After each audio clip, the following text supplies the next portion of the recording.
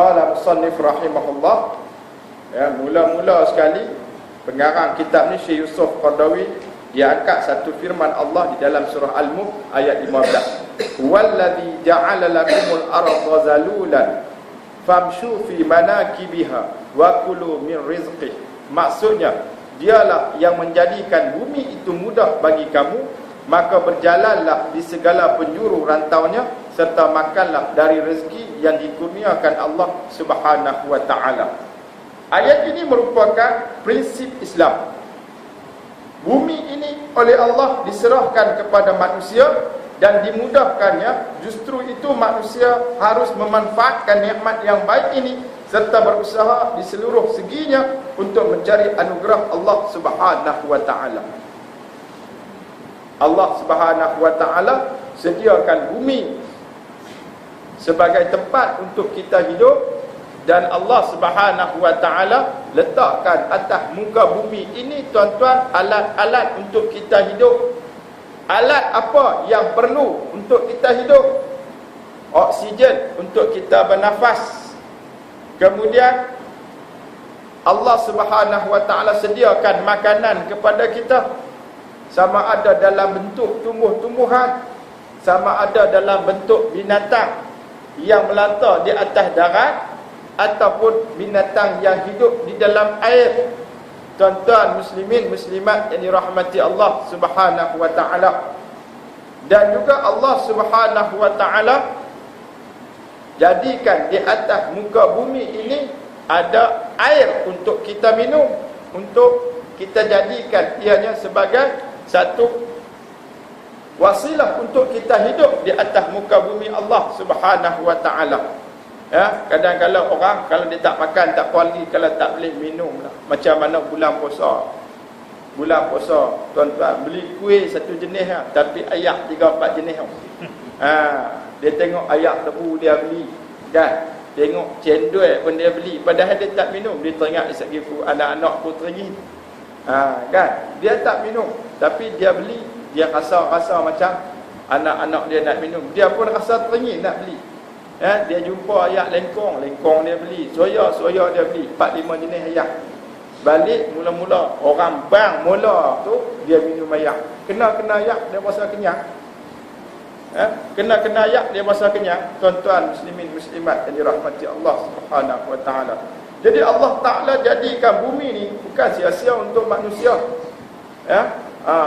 Jadi kita hidup di atas muka bumi Allah Subhanahu wa taala dengan rezeki yang Allah Taala telah kurniakan. Kita kena cari.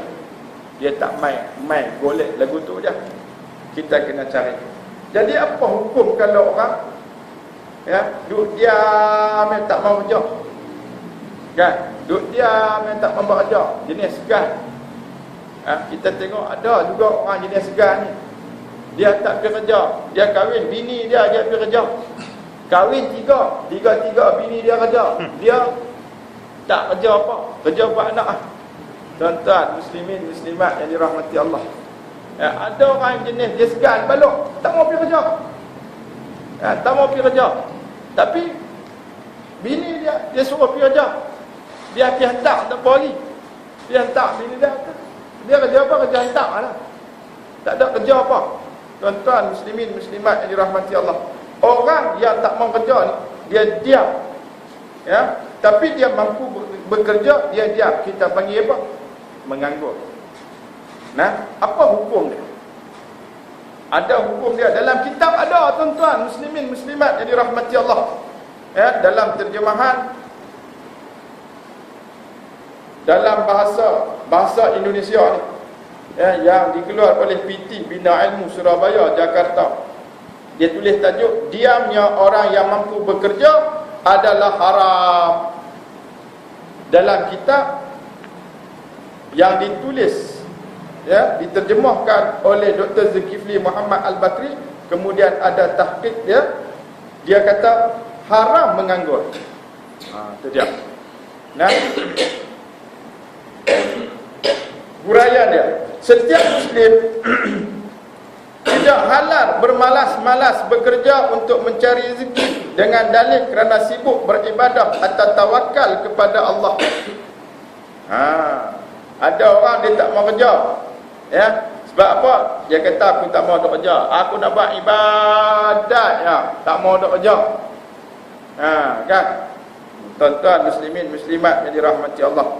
Ada pula orang kata, ya dia kata kalau tak kerja pun, kalau Allah Taala nak bagi rezeki dah tulis dah, cakap pandai. Dia kata apa? Rezeki dah ditulis dah. Dia kata apa? Gaduh apa? Tak kerja pun rezeki memang ada dah. Kan? Dia kata tawakal je lah. Ayat ni nama dia dalil, bukan dalil. Ni nama dia dalil. Dinyatakan di sini setiap Muslim tidak halal, tidak boleh bersikap malas dalam mencari rezeki. Dengan dalih kerana sibuk beribadah atau tawakal kepada Allah. Sebab langit ini tidak akan mencurahkan hujan emas dan perak. Tidak halal juga seorang Muslim hanya menggantungkan dirinya kepada sedekah orang, padahal dia masih mampu berusaha untuk memenuhi kepentingan dirinya sendiri dan keluarga serta tanggungannya. Itu dia tuan-tuan muslimin muslimat yang dirahmati Allah Subhanahu wa taala. Untuk itu Rasulullah bersabda, ada dalil daripada hadis Nabi sallallahu alaihi wasallam. Nabi kata apa? La tahillu sadaqatu li ghaniyyin wala lizi marratin sawiyyin. Maksudnya tidak halal sedekah itu buat orang kaya dan buat orang yang mempunyai kekuatan yang sempurna. Hadis riwayat Imam Tirmizi. Dan yang sangat ditentang oleh Nabi serta diharamkannya terhadap diri seorang Muslim, iaitu meminta-minta kepada orang lain dengan mencucurkan keringatnya. Hal mana dapat menurunkan, ditulis di sini gengsi. Gengsi ini belagak, bahasa kita. Dan karamahnya, padahal dia bukan terpaksa harus minta-minta. Kepada orang yang suka minta-minta padahal tidak begitu menghajatkannya, Rasulullah sallallahu alaihi wasallam pernah bersabda sebagai berikut: Alladhi yas'alu min khairi hajatin kamathalil ladzi yaltaqitul jamrah. Maksudnya orang yang suka meminta-minta tanpa perlu samalah seperti orang yang memungut bara api. Hadis riwayat Imam Baihaqi dan Ibnu Khuzaimah dalam sahihnya. Tuan-tuan muslimin muslimat yang dirahmati Allah Subhanahu wa taala. Dan ada lagi sabda Nabi sallallahu alaihi wasallam, man sa'alan nasa liyuthriya bihi malahu kana khamushan fi wajhihi ila yaumil qiyamah wa radfan ya'kuluhu min jahannam faman syaa'a falyuqlil wa man syaa'a falyukthir. Maksudnya, barang siapa yang meminta-minta kepada manusia untuk menambah kekayaan hartanya, samalah seperti dia mencakar mukanya hingga ke hari kiamat, dan harta itu akan menjadi bara api yang dimakannya dari neraka Jahannam. Oleh kerana itu, siapa yang mahu sedikit, sedikitlah, dan siapa yang mahu banyak, perbanyakkanlah. Kemudian ada lagi sabda Nabi sallallahu alaihi wasallam, la tazalul mas'alatu bi ahadikum hatta yalqa Allah wa laysat fi wajhihi muz'atul lahmin. Maksudnya, sentiasa meminta-minta itu dilakukan oleh seseorang di antara kamu sehingga dia akan bertemu Allah dan tidak ada di mukanya sepotong daging. Maknanya, meminta-minta akan menjadi tabiat seseorang sehingga dia menemui Allah Subhanahu wa taala, tidak ada di mukanya sepotong daging pun lagi. Itu dia. Nak abang kata tuan-tuan muslimin muslimat yang dirahmati Allah, dalam ungkapan yang sungguh dahsyat kita dengar ini tuan-tuan, Nabi sallallahu alaihi wasallam berusaha untuk menjaga kehormatan dirinya supaya baginda sallallahu alaihi wasallam dapat membiasakan diri dengan hidup serba mencukupi dan menjauhkan diri daripada meminta sedekah kepada orang lain. Jadi tuan-tuan muslimin muslimat yang dirahmati Allah, dalam hadis-hadis yang dibacakan tadi, Syekh Yusuf Qaradawi, daripada banyaknya hadis ini, maka ditetapkan, difatwakan oleh Syekh Yusuf Qaradawi, haram bagi orang yang ada kekuatan untuk bekerja tapi tak mau bekerja. Kemudian hidup dia hanya meminta-minta sahaja. Ya, meminta sahaja. Tuan-tuan muslimin muslimat yang dirahmati Allah Subhanahu wa taala. Yang ni kita perlu ambil perhatian. Kadang-kadang kita tengok dalam masyarakat kita, ya, orang Melayu ni ada dia segan sungguh. Kan? Bukan kata segan buat-buat tak, segan sungguh-sungguh. Tu dia. Padahal bumi kita ni, bumi Malaysia ni tuan-tuan, negara Malaysia ni, orang luar mai cari rezeki di sini. Ya, Bangla mai tu, ya, dia patah haram bahasa Melayu ni tak erti. Tapi dia boleh mai kerja di sini, boleh dapat modal, tuan-tuan muslimin muslimat yang dirahmati Allah. Ada yang balik di tempat dia, berniaga pula di tempat dia. Modal boleh tang mana? Boleh kat negara kita ni, dia mai cari di sini. Ada juga orang daripada Indonesia mai. Tuan-tuan muslimin muslimat yang dirahmati Allah, ya, SPM pun tak ada. Kita SPM, UPSR pun tak ambil. Ya, kalau kita dulu penilaian darjah 5 pun tak ada. Kan mengaji sekolah di sini pun. Kan? Tak ada pun. Bukan dia ambil apa nama PMR di sini pun, tak. Tak masuk sekolah menengah di sini pun, tak ambil SPM, tak ada STPM. Tapi dia mai, tuan-tuan muslimin muslimat yang dirahmati Allah, dia mai cari rezeki di sini, boleh berlama-lama balik pergi di sana buat banglo. Buat banglo. Tuan-tuan, kita tengok ni, berniaga, kita tengok orang Aceh main berniaga di sini, buka kedai. Dia boleh buka kedai runcit 24 jam. Bubuh barang penuh. Apa nak semua ada dalam tu. Kan? Apa yang dia boleh jual, dia jual. Sampai ada satu tempat, tuan-tuan muslimin muslimat yang dirahmati Allah, kan, dia pun masuk kampung, ya, pergi cari buah nyuk dalam kampung. Pergi cari buah nyuk dalam kampung. Ya.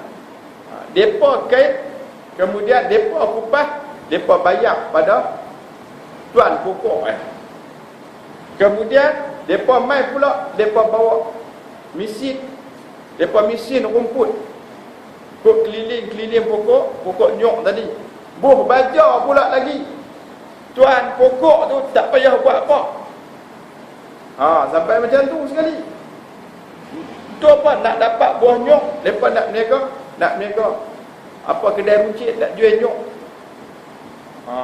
Tu dia usaha sampai macam tu. Dia bukan ada SPM pun. Orang kita, tuan-tuan muslimin muslimat yang dirahmati Allah, pokok nyok ada keliling rumah banyak. Kan? Keliling rumah pokok nyok. Tapi dia tak usaha apa langsung. Buah nyok boleh buat apa? Lah, buah derian boleh juga. Dialah main musim derian, saya tengok. Buah derian punya banyak, sampai jual sebiji RM1. Tu pun orang tak mau. Kena pula masak bulan puasa, lagi orang tak mau. Tapi kalau buah nyok, hang masak pergi masa mana pun. Hang masak bulan puasa lagi orang mau ramai. Banyak. Lepas bulan puasa pun orang nak pakai. Tambah mai cuci sekolah, orang nuri nak pakai santan. Nak cari santan boleh tahu mana? Buah nyok kan buah derian boleh buat santan. Tuan-tuan muslimin muslimat yang dirahmati Allah Subhanahu wa taala. Hak yang tu hak masak. Hak muda jual buah muda tu lagi mahal. Jual yak nyok muda lagi mahal, tuan-tuan. Bukan tak ada tanah ada, tapi dia kata malas. Malas ni kita kata tak berapa sedap ni, balok. Hak tu lagi sedap tu. Kira balok tu kira tahap orang kata apa? Tak berapa nak segan lagi kan. Segan lah. Balok liat, ada lagi teruk. Balok, dalam balok liat pula tu. Tuan-tuan muslimin muslimat yang dirahmati Allah Subhanahu Wa Taala, kalaulah dia ada pokok nyok, dia jaga buah nyok tu kan, tak payah naik, tunggu hak luruh tu sudahlah. Lah sebiji berbalik. Dulu sungguhlah 4 kupang 5 duit, tu pun orang kata ambil lah. Ambil lah. Dulu tuan-tuan muslimin muslimat yang dirahmati Allah, payah juga main time mupuih. Biasa tak niaga nyok? Tak biasa lah. Biasa alhamdulillah. Kan? Kita daripada kecil ni kan, duk niaga yang orang tua tak. Time mupuih, kita mupuih. Buah nyok tak ada. Kan? Cari kata tu sampai Kuala mimpi. Sampai Kuala pergi cari buah nyok. Kata ustaz, cari buah nyok betul kan? Allahu Akbar. Jual nyok ala ni. Dulu nyok orang jual tak letak atas meja. Kan? Lah jual nyok letak atas meja. Tu dia. Bukan susah. Duduk tepi jalan tak buah nyok atas meja. Lepas tunggu tengok. Tambah main kat nak raya, main tank nuri, orang cari. Tentu dah orang cari. Itu dia tuan-tuan. Lah ni bukan takat nyok, batang pisang pun bukan cari rayuan dah. Kan? Orang dia batang pisang kan. Dia batang pisang bukan dia susah pun nak tanam pisang kan. Dia bubuh sebatang kan, esok dia naik berlemak kan. Pakai duk tebang anak tu lah. Tinggal satu pokok tu pun kalau boleh ditarah habis. Habis ke semua tuan-tuan. Kita cantas pokok pisang ni, bukan dia tak tumbuh balik lah. Dia tumbuh balik kan esok ni. Tu dia. Tu pun dia balok tu, kita heran, la ilaha illallah Muhammad Rasulullah. Tak tahu, tak buat kerja apa ni, tak buat kerja apa.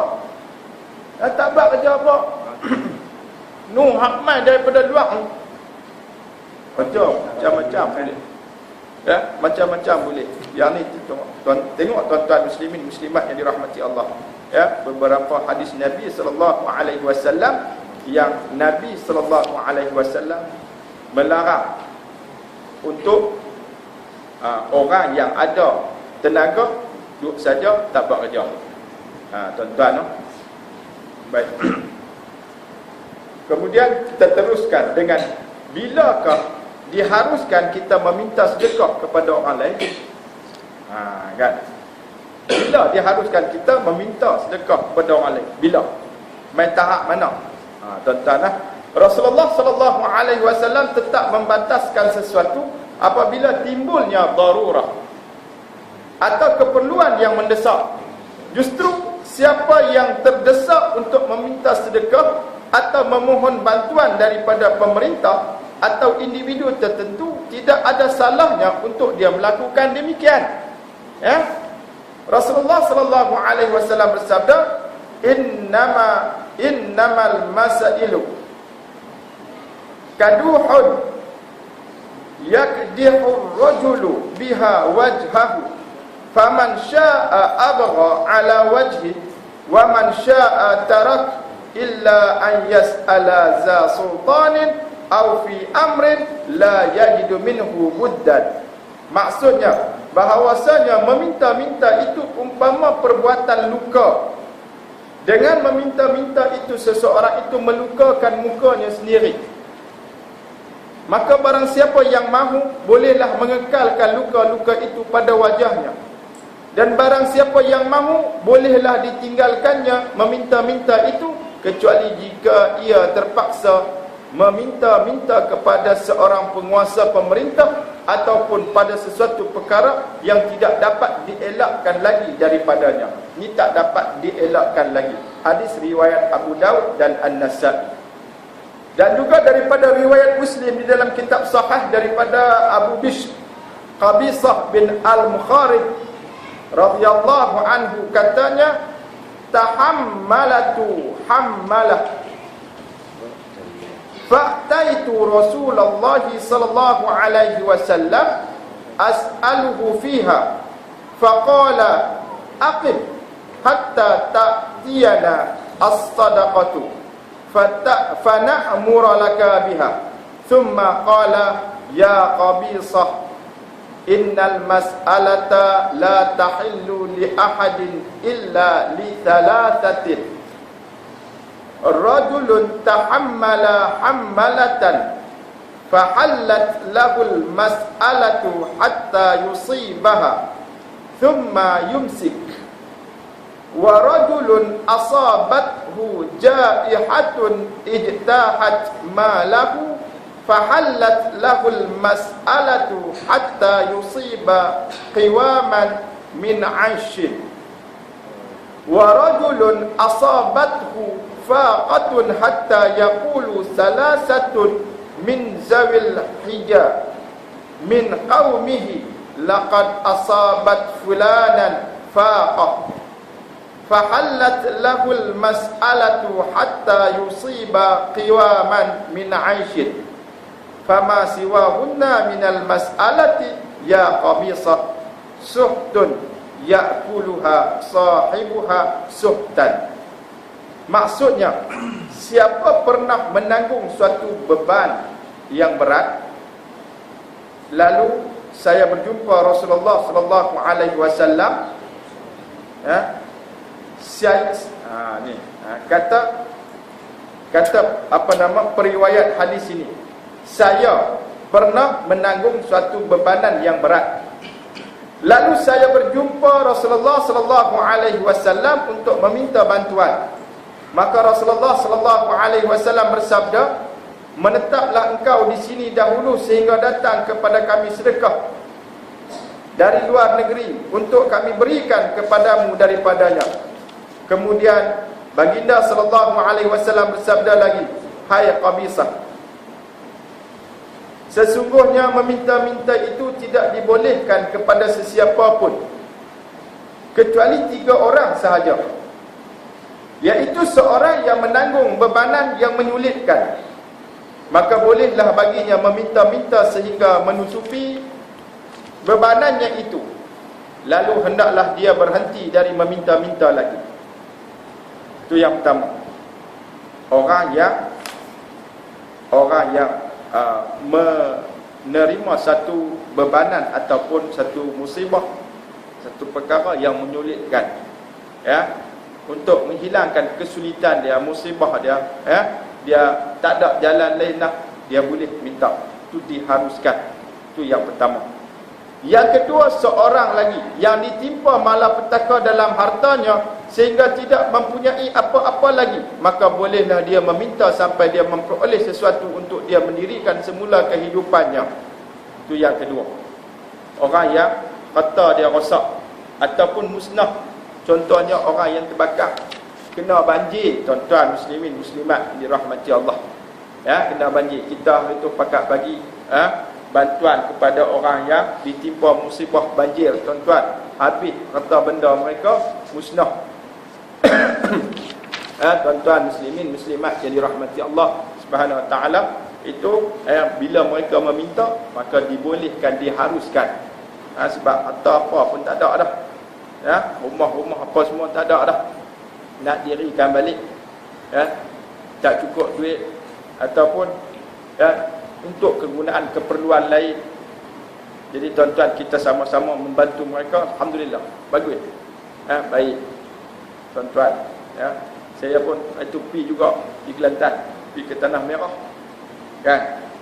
Kemudian 2-3 hari lepas, sahabat saya seorang imam di sana, masjid dia tu depa nak nak bagi luas lagi, memerlukan 250,000 lagi. Jadi dia hantar masuk dalam surah Baksinah di Kelantan, edisi Pantai Timur. Jadi dia hantar WhatsApp tu pada saya, tuan-tuan muslimin muslimat yang dirahmati Allah. Dia tak kata apa, dia hantar WhatsApp tu, dia kata, Ustaz, kut tolong cari apa semua. Dia tak kata. Yang ni Ustaz Azmi, tuan-tuan. Dia ketua pemuda di Tanah Merah, Ustaz Azmi ni. Bayangkan tuan-tuan, waktu kami pergi bagi bantuan, rumah dia tenggelam, habis pula. Rumah dia tu cuci, tapi barang-barang duduk di luar rumah lagi. Dia duduk pergi bagi bantuan kat orang. Orang sampai, dia atok bantuan kat sana, atok bantuan kat sini, atok bantuan kat sini. Ya, last sekali, ya, kami bawa tim elektrik. Ya, nak balik dah. Dia kata, rumah nak tak ada elektrik lagi, boleh pergi tengok. Kami pun pergi dah tengok. Ni aku rumah dia dah barang dah semua. Elok dah. Rumah dia baru cuci. Dia bagi semua tuan-tuan muslimat yang dirahmati Allah kan, ada kan. Dia hantar pas kami nak balik tu, bagi duit kat dia, bagi duit, ya, ikut dia nak orang memerlukan bantuan. Kami bagi duit, kemudian balik, kita singgahlah kat mana. Dia sampai di Bukit Bunga, tuan-tuan. Sampai di Bukit Bunga, turun kereta, tengok dia duk ada siap dalam kedai di Bukit Bunga beli toto. Ni ustaz. Dia kata duit dah ada dah, dia kata beli toto pula. Toto kami bawa tu 2-3 biji kereta, habis dah. Tu dia. Allahu akbar. Tuan-tuan, nah, kalau tuan-tuan surau ni nak kutip derma, dia nak pergi hantar, pergi kat dia, ya, saya boleh bagi nombor telefon. Dia rumah dia di tengah pekan Tanah Merah tu. Tak jauh dengan masjid, lepas daripada simpang ada pakai MB tu, tembok tu banjir tu runtuh tu, lepas tu sikit lah. Dalam pekan belakang kedai-kedai tu, belakang tu masuk dalam sikit lah. Tuan-tuan, perlu nak kutip-kutip untuk pembinaan masjid. Dia perlukan 250 ribu lagi tuan-tuan muslimin muslimat yang dirahmati Allah. Ya, saya kata saya hantar mesej dia pun pendek lah. Saya akan panjangkan. Jawapan dia pun pendek lah. Terima kasih, syukran jazilan. Itu ya. Itu dia tuan-tuan. Tak cakap banyak tapi buat aja. Allahu akbar. Yang ni orang yang kata benda rosak minta, yang tu dibolehkan. Dua dah. Kemudian tuan-tuan muslimin muslimat yang dirahmati Allah, yang ketiganya, dan seorang lagi yang ditimpa kemiskinan, sehingga dikatakan 3 orang yang waras fikiran dari kaumnya, si fulan itu telah ditimpa kemiskinan, maka bolehlah dia meminta sampai dia dapat mendirikan semula kehidupannya selain dari cara meminta tersebut. Hai Qabisah, semuanya adalah haram, kata Nabi. Orang yang meminta-minta memakan yang haram. Hadis riwayat Imam Muslim, Abu Daud dan Imam An-Nasai. Itu dia tuan-tuan muslimin muslimat yang dirahmati Allah, ya. Bilakah kita boleh minta sedekah? Dalam 3 keadaan tadi. Yang pertama, tuan-tuan muslimin muslimat yang dirahmati Allah Subhanahu wa taala, orang yang ditimpa musibah sulit, di dalam keadaan kesulitan, ya, tak ada tempat untuk dia nak dapatkan bantuan kewangan, melainkan dia minta ataupun dia buat rayuan, minta derma, yang itu dibolehkan. Yang kedua, orang yang muslim atau benda dia disebabkan oleh musibah ke, disebabkan oleh bencana ke, yang itu dibolehkan. Yang ketiga, orang yang ditimpa kemiskinan, tuan-tuan muslimin muslimat yang dirahmati Allah, tenggelam puja dah, tak tahu nak buat lagu mana dah, ya. Jadi kita boleh bantu dia, dan dalam keadaan ini dia boleh meminta. Dalam bab kita nak bagi tuan-tuan muslimin muslimat yang dirahmati Allah, kita utamakan orang yang macam ni, kan? Kita utamakan orang yang macam ni. Apalagi yang ditimpa musibah tu pula daripada kalangan adik-beradik kita pula. Kadang-kadang ada orang dengan adik-beradik dia ketekut nak mempuih, kan? Tapi dengan orang lain, Allah, sampai adik-beradik dia ni rasa sakit hati pada orang pula, kan? Tuan-tuan muslimin muslimat yang dirahmati Allah Subhanahu wa taala, kita tengok adik-beradik kita ditimpa musibah, kita bagi tuan-tuan muslimin muslimat yang dirahmati Allah Subhanahu wa taala. Mudah-mudahan daripada situ ukhuwah kita akan terus erat dan sebagainya. Tuan-tuan muslimin muslimat yang dirahmati Allah, ya. Kita berhenti tahun ni dulu.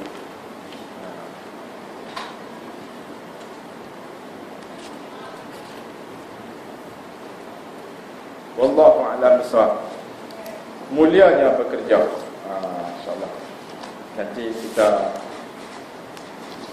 berkongsi ilmu pada bulan hadapan. Jadi tuan-tuan muslimin muslimat yang dirahmati Allah, cukup sekadar itu rancangan kita pada malam ini. Kita akan bertemu semula bila perkongsian ilmu, rancangan perkongsian ilmu seterusnya pada bulan depan. Ya, jangan ke mana-mana.